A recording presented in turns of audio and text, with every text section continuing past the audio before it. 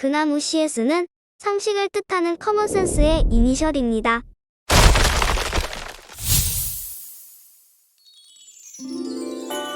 하나님의 음성을 듣고 싶어요.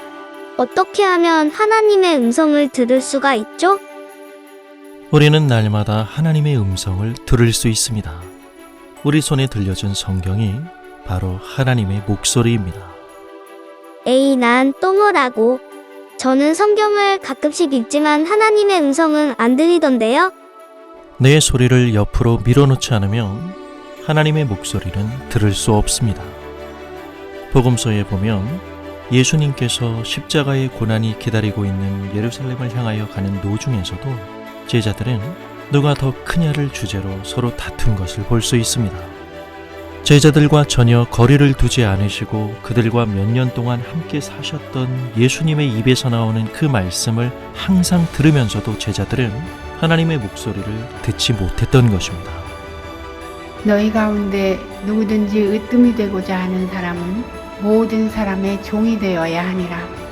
인자가 온 것도 섬김을 받으려는 것이 아니요 섬기러 왔고 또 많은 사람을 위하여 자기 생명을 대속물로 주려고 온 것이다. 여전히 성경 말씀을 읽고 있으면서도 하나님의 목소리를 듣고 있지 못하다면 성경이 무엇을 말하는지는 까맣게 모른 채 그저 내 마음대로 성경을 읽고 내 방식대로 은혜를 찾고 있는 건 아닐까요? 그건 하나님의 음성이 아닌 내 자신의 신념을 듣고 있는 것인지도 모릅니다. 하나님의 음성을 우리의 본성적인 상상 속에서 궁리했던 신비주의적인 모습으로만 그리지 말아야 합니다. 여기가 어디지? 어떻게 왔니? 주여, 니시라니까? 보고도 모르겠냐? 이런. 하나님의 음성을 들었다는 사람들은 넘쳐나지만 정작 누구의 말을 신뢰할 수 있을지는 잘 모르겠습니다. 하나님의 음성은 알라딘의 요술램프가 아닙니다. 신비적 체험을 들이밀며 뭐 좀 보고 들었다는 소위 말하는 하나님의 음성의 정체가 무엇인지 한번 되돌아봐야 합니다. 그분들의 모습 속에서 정말 하나님의 모습이 찍히고 있나요?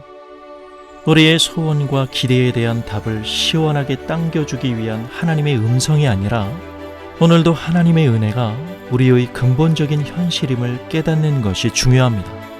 물론 미래에 대한 불안의 해소나 또는 기복 없는 안정적인 삶을 갈망하는 마음은 누구나 다 같을 것입니다. 하지만 하나님의 음성 듣기는 환경이 아니라 나를 바꾸는 싸움임을 기억해야 합니다. 마음에 들지 않는 어떠한 상황 속에서라도 내가 살아가는 이유와 목적을 발견하는 삶을 살기 위한 하나님의 음성 듣기가 되어야 합니다. 우리의 영혼을 강력히 설득하시는 성령 하나님의 설명과 역사하심을 통하여 예수 그리스도에게 깊이 뿌리 내리고 있는 우리 자신을 제대로 보여주시기 위해 하나님은 오늘도 그 백성에게 성경을 통하여 말씀하시고 계십니다. 내가 듣고 싶어하는 답을 내 생각 속에 잡아놓지 말고 주님께서 말씀하시면 내가 듣겠나이다 하는 간절한 마음으로 성경을 읽어보세요. 그럼 성경이 당신에게 말을 걸어옵니다.